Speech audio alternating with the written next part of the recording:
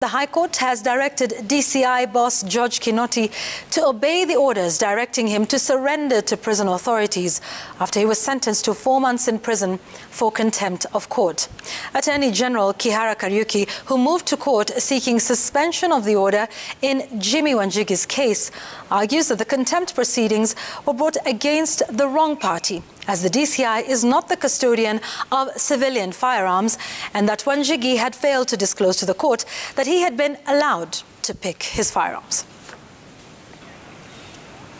For the second day, the High Court has declined to suspend the 4-month jail term against DCI boss George Kinoti for failing to return firearms belonging to businessman Jimmy Wanjigi despite a court directive. In a virtual hearing before Justice Anthony Murima, the Attorney General asked the court to set aside or review the orders for contempt of court and the sentencing of the DCI boss.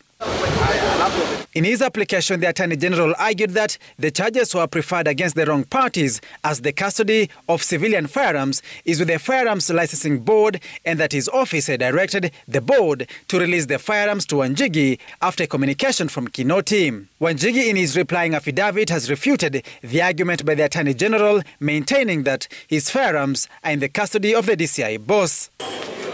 Wanjigi told Justice Murima that his counsels, after receiving instructions from Kinoti's counsels on the 22nd of November, proceeded to the Firearms Licensing Board offices in industrial area, but were informed that the DCI boss was the only one who can release the firearms to him. Wanjigi, through his lawyer Willis Otieno, urged the court not to set aside the sentencing, saying that Kinoti has publicly stated that he would rather go to jail than comply with the orders to return the firearms.